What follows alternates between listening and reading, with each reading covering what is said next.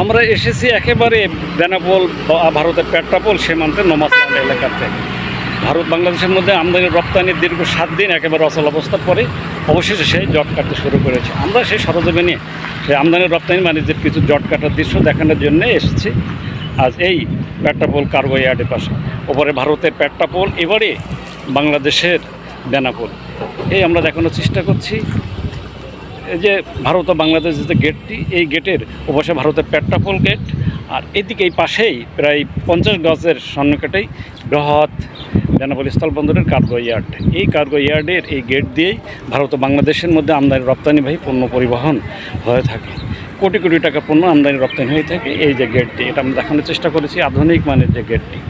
এই গেটটি গত 7 দিন ধরে প্রায় অচল অবস্থা ছিল, তো আমদানি রপ্তানি বাণিজ্য একেবারে জিরো ছিল। আজ শাটডাউন বা কাস্টমসের কর্মসূচি প্রত্যাহার হয় এই কার্গো ইয়ার্ড দিয়ে আমদানি রপ্তানি বাণিজ্য অনেকটা সচল হয়েছে। আমরা সকাল থেকে দেখছি পণ্যবাহী ট্রাক যাতায়াতের দৃশ্য। আমরা এসেছি একেবারে নোমাসল্যান্ড এলাকাতে। আমরা দেখাতে চেয়েছি এই সেই ভারতের একেবারে ভারতের পেট্রাপোল অংশ।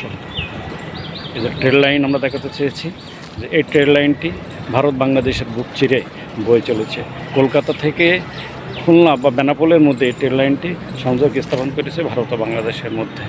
আমরা একেবারে জিরো লাইনের সন্নিকটেই 50 গজ দূরেই আমরা অবস্থান করছি।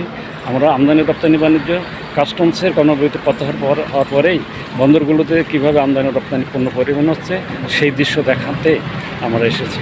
আমাদের এই ভিডিওটি আপনাদের উদ্দেশ্যই।